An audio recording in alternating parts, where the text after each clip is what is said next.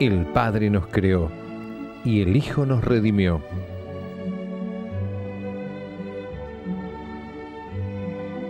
Conocer y amar a Dios exige el esfuerzo de la inteligencia y la rectitud del corazón. Teología para Todos, un curso de religión multimedia. En el nombre del Padre, y del Hijo, y del Espíritu Santo. Amén. Bienvenidos, queridos amigos, a este programa número 16 del curso Teología para Todos.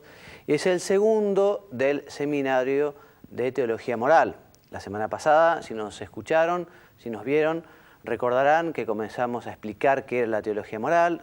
Y dijimos que era una ciencia eminentemente práctica, porque efectivamente nos ayudaba a ver el camino del bien, el camino de la verdad. Veíamos cómo Dios, en su infinita misericordia, quiso orientar a los hombres, poniéndole en su corazón esa ley natural que le ayuda a distinguir el bien del mal. Y veíamos cómo efectivamente el hombre, esa ley natural que tiene impresa, la tiene que arraigar mediante una vida virtuosa y mediante también el estudio y el conocimiento de la ley de Dios, porque efectivamente Dios ha querido mostrar cuál es su ley. Pero bueno, antes de continuar con esta introducción, quiero saludar a Mónica. Mónica, ¿cómo estás? Muchas gracias por tu presencia hoy de vuelta aquí en el programa. Gracias a vos y un gusto estar con todos ustedes. Y bueno, y les decíamos que efectivamente el hombre tiene que conocer el querer de Dios. Dios nos ha dejado su enseñanza en el Antiguo y el Nuevo Testamento fundamentalmente, a través de la antigua ley que le dio a Moisés, sintetizada en los 10 mandamientos, y esta nueva ley de Jesús, el Señor, que también está sintetizada en las bienaventuranzas, en el Sermón de la Montaña, y que se caracteriza por el amor que tenemos que tener a los demás, un amor como el de Cristo mismo. Y hablábamos también de cómo el hombre tiene que formar esa conciencia. Habíamos dicho que la conciencia es el juicio que realiza el hombre en el que establece la bondad o la maldad del acto. El hombre lo que hace es tratar de aplicar esa ley que es externa a él, que es ajena a él, que el hombre no crea, sino que la ha creado Dios, y ve qué relación tiene con el actuar, con lo que tiene que hacer en ese momento. Y la conciencia es la que le dicta justamente si aquello está bien o está mal. Decíamos cómo el hombre tiene que formar esa conciencia, que esa conciencia se forma estudiando, conociendo. Hablábamos de la importancia que tiene el Catecismo de la Iglesia Católica, del Papa Juan Pablo, y de su compendio del Papa Benedicto XVI. En fin, no son los únicos 2 libros, ni mucho menos, pero son una síntesis extraordinaria para poder conocer justamente el querer de Dios, la voluntad de Dios, la ley de Dios, los mandamientos, la ley de Dios, las enseñanzas de la Iglesia. Decíamos que el hombre tiene que hacer un esfuerzo porque no puede quedarse con las nociones básicas de la primera comunión, y esto para todos, cada uno según sus posibilidades. A veces se habla de la fe del carbonero. Uno puede tener la fe del carbonero si es un profesional, pero si es un carbonero santo y que hace todo lo posible por conocer lo que es la enseñanza del Señor, puede ser más santo que cualquiera, ¿no? O sea que todos están llamados a conocer cada uno según sus posibilidades. Pero todos estamos obligados a buscar la verdad, a conocer la ley de Dios. Bien, entonces vamos a hablar hoy un poquito de la moralidad de los actos humanos, para ya después detenernos también en lo que es el pecado. Hoy haremos una introducción y continuaremos hablando del tema, Dios mediante, la semana que viene, ¿no? Léeme, por favor, Mónica, qué nos enseña el Catecismo sobre los actos humanos, qué son los actos humanos, etc. Nos dice que los actos humanos, es decir, los libremente realizados tras un juicio de la conciencia, son calificables moralmente, es decir, son buenos o malos. Efectivamente. Podemos decir que para la moralidad no hay actos indiferentes. Todos los actos de los actos humanos nos alejan de Dios o nos acercan a Él. Nos hacen mejores o nos hacen más virtuosos o nos hacen más santos ¿no? O sea que todos los actos de los hombres son buenos o malos, y ya veremos cómo hacer para establecer, cómo se determina la bondad o la maldad de los actos. Entonces, léeme por favor esta placa Mónica. ¿Cómo no? El obrar es moralmente bueno cuando las elecciones de la libertad están conformes con el verdadero bien del hombre y expresan así la ordenación voluntaria de la persona hacia su fin último, es decir, Dios mismo. Bien, esta es la Veritatis Splendor y nos dice el Papa Juan Pablo II en este documento que el obrar es moralmente bueno cuando las elecciones de la libertad están conformes al verdadero bien. O sea que los actos son buenos cuando coinciden con el querer de Dios, con la voluntad de Dios, con lo que Dios manda. Pero para poder determinar entonces la bondad o la maldad de un acto, para ver desde la perspectiva moral los actos de los hombres, los actos humanos, tenemos que remitirnos a tres temas. Es como una mesa de tres patas, ¿no? Tenemos que ver el objeto, que le explicaremos qué es, el fin y las circunstancias. Léeme por favor lo que dice el Catecismo en su número 1750. Nos dice, el objeto y la intención y las circunstancias son las fuentes o elementos constitutivos de la moralidad de los actos humanos. Entonces vamos a tratar de explicar cómo se puede llegar a determinar que efectivamente un acto es bueno o malo, cómo ese acto nos acerca a Dios o nos aleja de Dios, cómo ese acto nos ayuda a ir al cielo o nos aleja de la bienaventuranza. Entonces, el objeto moral, decíamos que objeto, moral y circunstancias es lo que tenemos que analizar en cada acto. El objeto es la acción u omisión calificada moralmente, un acto, pero desde la perspectiva moral. ¿Qué quiere decir? Por ejemplo, el hablar, uno cuando habla, esa es la acción de hablar. Al hablar uno puede estar rezando, puede estar alabando, puede estar mintiendo, puede estar insultando, puede estar blasfemando. O sea que nosotros calificamos moralmente ese acto. El hecho de matar puede ser en defensa propia o puede ser un homicidio. El hecho de cortar con un bisturí puede ser una acción muy buena, que es la de salvar una vida mediante una operación, o puede ser realizar un homicidio. O sea que el acto moral, el objeto moral es la acción, pero de su perspectiva moral, ya la analizamos y la vemos, la calificamos moralmente. Que un acto humano sea bueno o malo depende ante todo, de que el objeto sea bueno según el juicio de la persona. O sea que para la persona aquel objeto se le presenta como bueno. Entonces hay actos que son intrínsecamente malos, son siempre malos objetivamente. Blasfemar, insultar a Dios, es siempre un acto objetivamente malo. El aborto procurado, la muerte de un inocente, es siempre un acto malo. El Catecismo hace un elenco muy impresionante sobre temas que son intrínsecamente malos, ¿no? La tortura, la esclavitud, digamos, laboral, por llamarlo de alguna manera, y es un elenco enorme de actos que son intrínsecamente malos, porque son malos siempre y por sí, es decir, independientemente del fin y de las circunstancias. Bien, la intención, que es importantísimo, otro de los elementos para poder determinar la moralidad de un acto, designa el objetivo que la persona busca en la acción. Es un movimiento de la voluntad hacia un fin. O sea que la intención buena hace que un acto bueno sea justo y por lo tanto meritorio, nos ayude a ganarnos al cielo, nos acerque a Dios. Pero también una intención puede llegar a cambiar la moralidad del acto siendo un objeto bueno. Por ejemplo, el objeto de dar una ayuda al necesitado, dar una limosna. Esto es un objeto muy bueno. Pero si eso se hace con mala intención, se hace por el arte de figurar, por aparentar o por querer engañar a alguien, esa intención hace que ese acto sea malo. O actos que son, cuyo objeto es indiferente, dependerá la intención que uno realiza o también las circunstancias, ya veremos, que determina si es bueno o malo. Por ejemplo, el descansar en una plaza sentado plácidamente es algo más indiferente. Ahora, si la intención que tiene es poder ver cuáles son los movimientos de un banco para después asaltarlo, Bueno, evidentemente ese acto es malo porque la intención que se propone es mala. Hasta si uno va a misa con malas intenciones, aquel acto es malo. O sea que la intención es importantísimo, importantísimo. Una intención mala, sobreañadida, como la vanagloria, o sea que si uno hace algo malo y además lo hace con mala intención, peor todavía, ¿no? Entonces convierte en malo un acto que de suyo es bueno, como la limosna les decía recién. El fin no justifica los medios, eso de robar para darle a otros no justifica. O sea, el hecho de que el fin sea bueno, si uno realiza un acto que es malo, como el robar, el acto sigue siendo malo.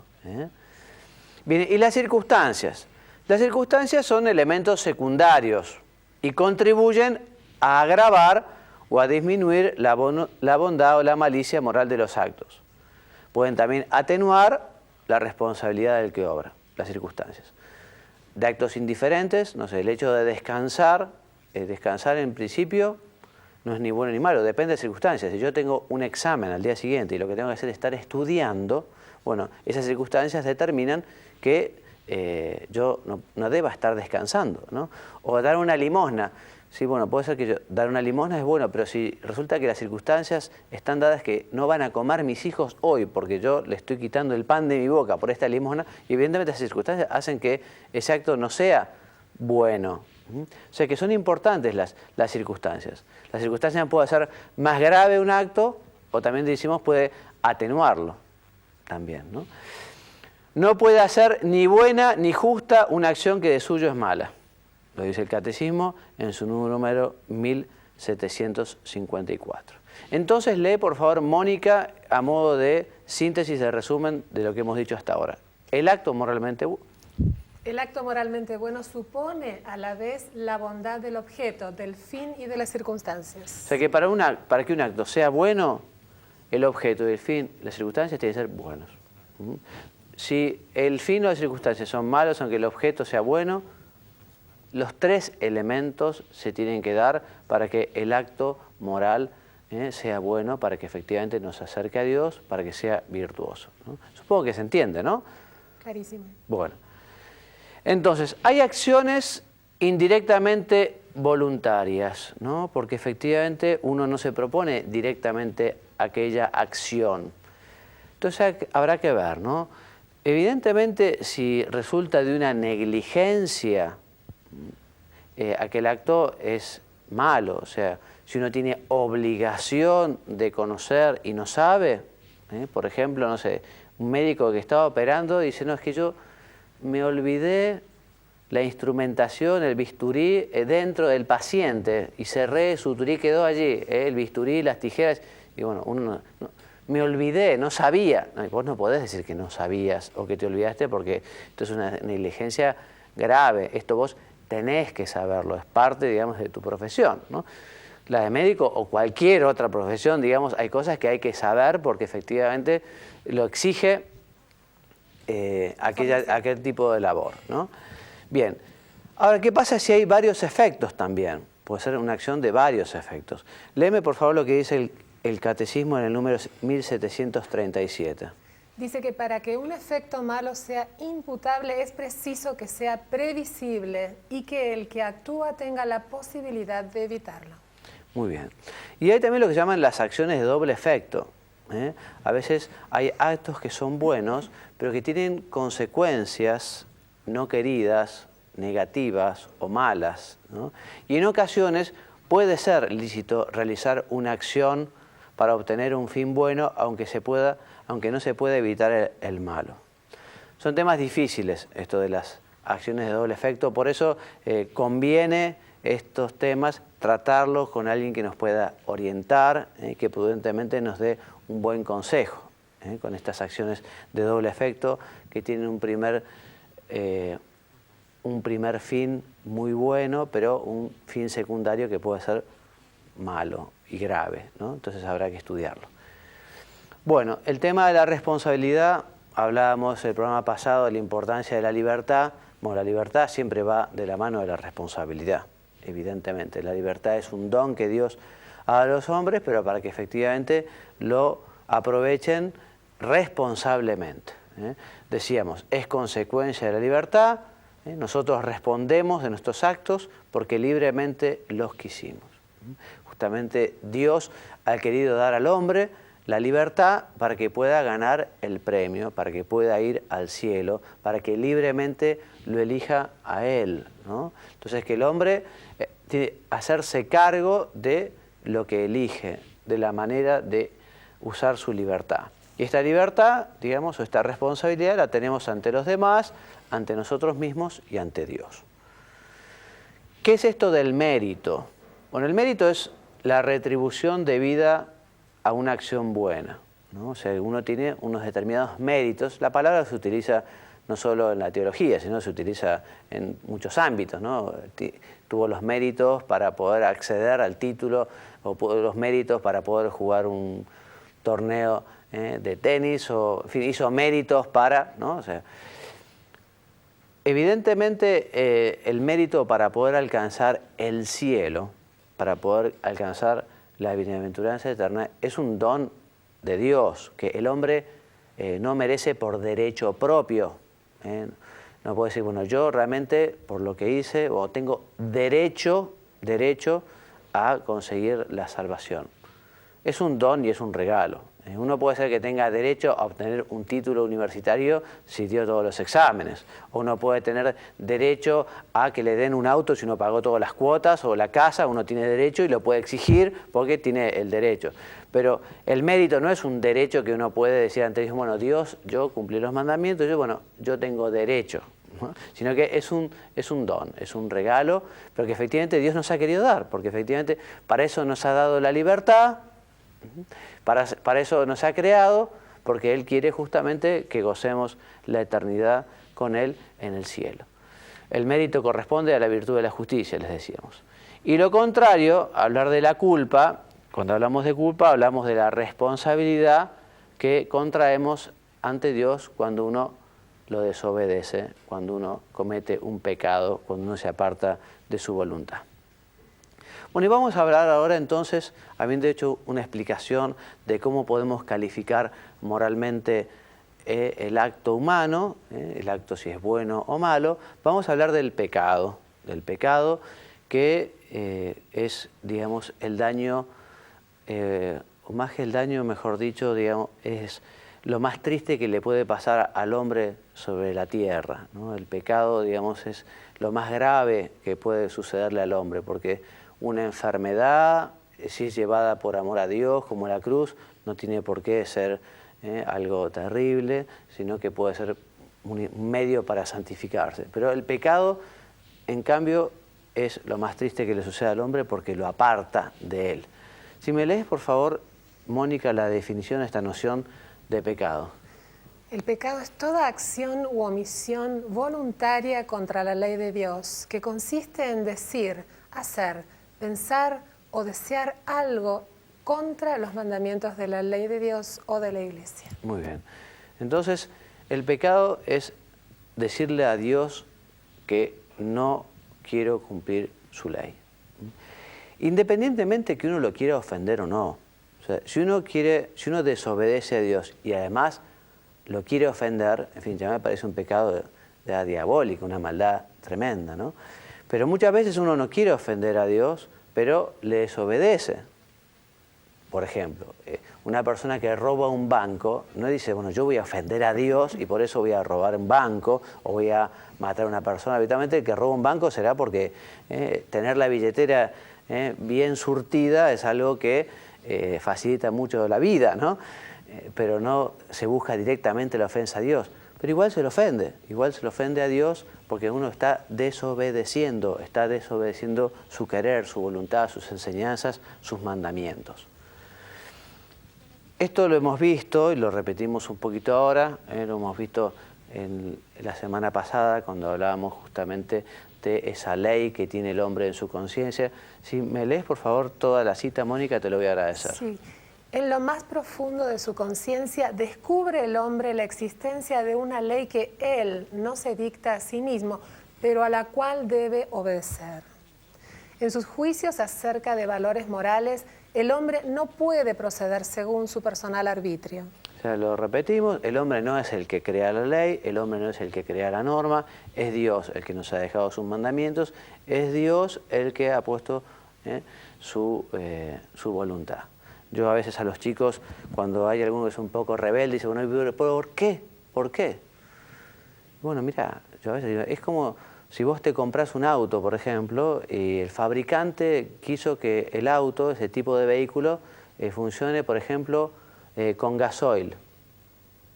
Si a vos el gasoil no te gusta, porque te parece que tiene un olor feísimo, y en cambio lo que te gusta mucho es el vino, si vos le pones vino, no va a funcionar el auto.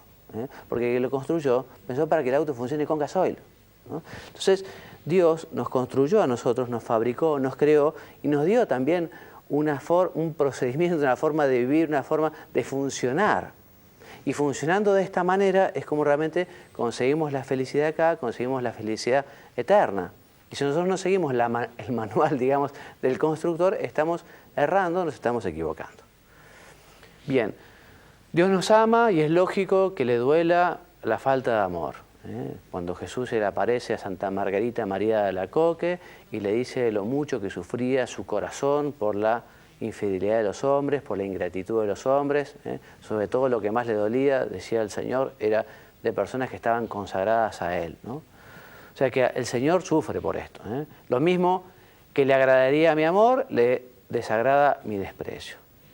Porque Dios, y esta frase es muy linda, Dios no es una piedra, es un corazón. Aunque efectivamente es un misterio el saber cómo afecta a Dios el pecado de los hombres, ya que Él es inmutable. El pecado, volvemos a repetirlo, es ante todo ofensa a Dios. Puede ser por acción, un pecado es por acción cuando uno realiza una determinada cuestión. Uno roba, mata, miente, bueno, es un pecado por acción. O por omisión, o sea, cuando uno deja de hacer algo que tiene que hacer. Yo tengo que ir a misa y no voy por ninguna razón. Yo tengo que estudiar y no lo hago porque soy un irresponsable. Yo tengo que conseguir los medios para mi familia y no lo hago por motivo... Eso es una omisión. Y cuando hay responsabilidad, hay pecado. Porque a veces hay obligación de hacer el bien. Jesucristo, de hecho, condena al infierno a los que dejaron de hacer el bien. Es bastante impresionante cuando Jesucristo dice, malditos de mi Padre, a la condenación eterna, porque tuve hambre y no me diste de comer, tuve sed y no me diste de beber, estuve peregrino y no me alojasteis, estuve desnudo y no me vestisteis, estuve preso y no me visitasteis. O sea que el Señor, a todos aquellos que se condenaban, que los tenía a su izquierda, era porque no habían hecho el bien que debían haber hecho. Es bastante fuerte. Bueno, incitan y tientan a pecar. Si me lees, Mónica, te voy a agradecer. El mundo, criterios relajados, costumbres corruptoras, ambientes pervertidos, con sus atractivos, que tienen fuerza seductora para los incautos que se dejan llevar por él. El demonio con sus tentaciones y la carne con sus inclinaciones al pecado. Muy bien, eso es clásico, hablar de que efectivamente el mundo, el demonio y la carne es lo que nos tienta y nos lleva a alejarnos del Señor. Muchas veces el demonio se vale de otras personas, ¿no? Que a veces lo saben, a veces no lo saben, pero es muy triste convertirse en instrumento, medio del demonio para llevar a otras personas a pecar, algo tremendo. Para vencer las tentaciones tenemos siempre la ayuda de la gracia. Dios nunca va a permitir que una tentación sea más fuerte de lo que nosotros podamos resistir, porque si no Dios sería injusto. Dios siempre nos va a ayudar, siempre podemos rechazar la tentación. Evidentemente es bueno la tentación rechazarla inmediatamente, o sea, no hay que dialogar con la tentación, no hay que dialogar con el demonio, digamos, porque Él nos conoce nuestras debilidades, y si uno entra en ese diálogo y empieza a ceder, quizá puede llegar a avanzar tanto que después no pueda retroceder. Por eso, digamos, en materia de tentaciones, lo que vale la pena es tener la valentía de huir, la valentía de decir no desde el principio. Bueno, la felicidad y la tranquilidad de conciencia no puede compararse a la amargura que deja detrás de sí el pecado. O sea, nosotros no nos damos cuenta también el daño que nos hace el pecado en nuestro corazón. No nos damos cuenta. Dice San Juan María de Benet que una vez Dios le mostró a un profeta cómo quedaba el alma de una persona en pecado grave, un pecado mortal. Y la comparación es fuertísima, porque dice que esa alma se parecía al cadáver corrompido de una bestia después de haber sido arrastrado durante 8 días bajo los rigores del sol. O sea, algo nauseabundo, algo hediondo, algo terrible, algo feísimo. Nosotros no nos damos cuenta el daño que nos causa en nuestra vida, en nuestra alma, en nuestro corazón, el pecado. Pero, ya les digo, repito, es el peor de los males y por eso tenemos que tratar de estar muy lejos del pecado. Peor que la misma muerte. Muy bien. El hombre, por el pecado, además de rechazar a Dios, se hace esclavo de las cosas que valen menos que él. De modo que nosotros tenemos que tratar de tener una lucha muy positiva respecto del pecado. ¿En qué sentido? En que si efectivamente nosotros estamos llenos de Dios, difícilmente podamos caer en pecado. Hay un dicho español que dice: a una olla que hierve ninguna mosca se atreve. En el sentido de que, bueno, efectivamente si uno está vibrante de amor de Dios, es lógico que tenga facilidad para poder rechazar las tentaciones. Y si uno en cambio habitualmente va cediendo y no tiene ese ejercicio en la lucha, es mucho más difícil. Y viene ahora la última diapositiva. Te pediría, Mónica, si me lees este texto de San Juan Crisóstomo, que es largo. Dice: cuando te veo vivir de modo contrario a la razón, ¿cómo te llamaré? ¿Hombre o bestia? Cuando te veo arrebatar las cosas de los demás, ¿cómo te llamaré? ¿Hombre o lobo? Cuando te veo engañar a los demás, ¿cómo te llamaré? ¿Hombre o serpiente? Cuando te veo obrar neciamente, ¿cómo te llamaré? ¿Hombre o asno? Cuando te veo sumergido en la lujuria, ¿cómo te llamaré? ¿Hombre o puerco? Peor todavía, porque cada bestia tiene un solo vicio. El lobo es ladrón, la serpiente mentirosa, el puerco sucio, pero el hombre puede reunir los vicios de todos los brutos. Palabras fuertes del santo, pero que efectivamente es lo peor que le puede pasar al hombre, el alejarse de Dios y en caer en este terrible mal que es el pecado. Vamos a pedirle entonces a la Santísima Virgen que nos ayude. Nuestra Madre es refugio de los pecadores. Ella nunca tuvo ningún pecado, pero sin embargo tiene una comprensión de los hombres extraordinaria. Ella recibió de Jesús el pedido y ella tomó el compromiso de ayudarnos y lo hace con un amor muy grande. Por eso aprovechemos especialmente la ayuda de nuestra Madre. Dice la oración del Acordaos de San Bernardo que jamás se ha oído decir que ninguno de los que haya acudido a su protección haya sido desamparado. Por lo tanto, acudir habitualmente a la Virgen y especialmente en el momento de la tentación, especialmente en el momento que nos es más difícil, porque efectivamente son unas circunstancias tales que se nos invita a caer en aquella falta, en aquel pecado, en aquel rechazo de Dios. Bueno, hasta aquí entonces nuestra clase de hoy. Como ven, los temas van siendo muy prácticos, muy concretos para la vida.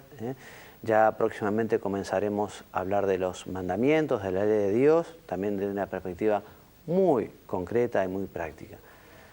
Dios mediante, estaremos aquí la semana que viene, a la misma hora, así que los invito a que vengan, que nos escuchen.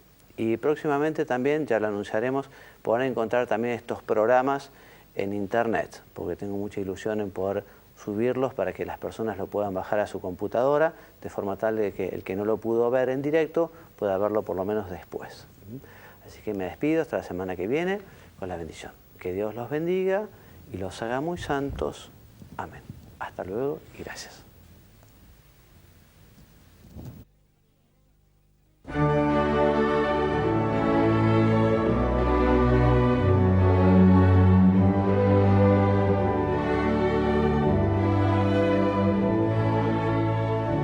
El Padre nos creó y el Hijo nos redimió.